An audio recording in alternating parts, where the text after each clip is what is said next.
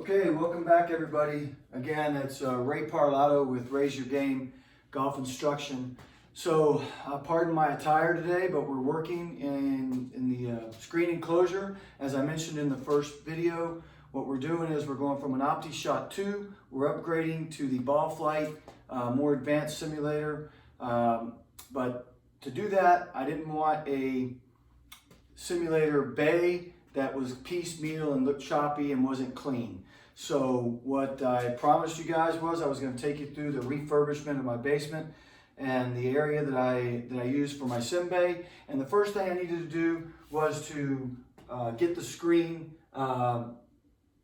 better, flusher, more efficient, more smooth as it went down, so it didn't have any wrinkles in it. And I don't mean the wrinkles that come with shipping. I mean wrinkles that are caused because it's not hung flat and it doesn't sit right. Now, backing up one step, the reason I had a problem in the first place down here in the basement was because of my ceilings. The builder was supposed to build me 10-foot ceilings, and once the insulation got in and the ceiling was put in, the drywall for the ceiling, I ended up with 9 foot 1 inch.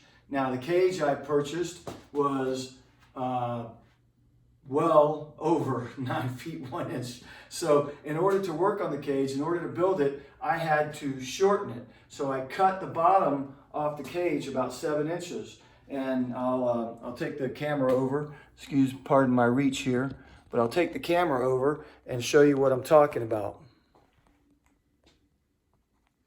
So if you look down at the screen enclosure, you can see that I have about 7 inches of overlapping material. That's because I cut my pipes off about 7 inches.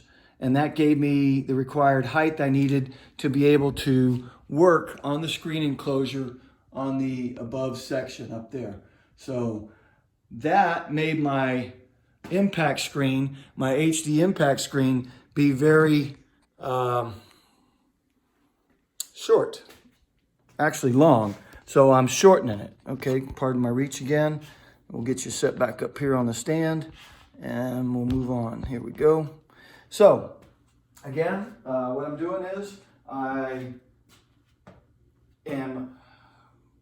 had to do some work. I've rolled the bottom of the screen up. I've drilled some holes through the adhesive, the Velcro down here. I drilled some holes, folded that up. Now it's setting where the bottom doesn't touch, just barely over the top of my 1 inch pad, which is great. And the 1 inch pad, I'll show you that too here real quick. That's going in. So you can see the 1 inch pad coming in down there. That's what's going to be below the carpet that I've ordered. Actually, I ordered the carpet from Home Depot. Seemed like a very good baseline putting carpet, and it wasn't very expensive. So, and I'm in the artificial turf business. I used to install putting greens. So I was looking all over and just couldn't find anything that was not very, very expensive these days. Of course, prices have gone up. So do your best if you need to do that. Okay. So that's where we are right now, and I'm tying this off, and I'll come back with the what it looks like when I'm done.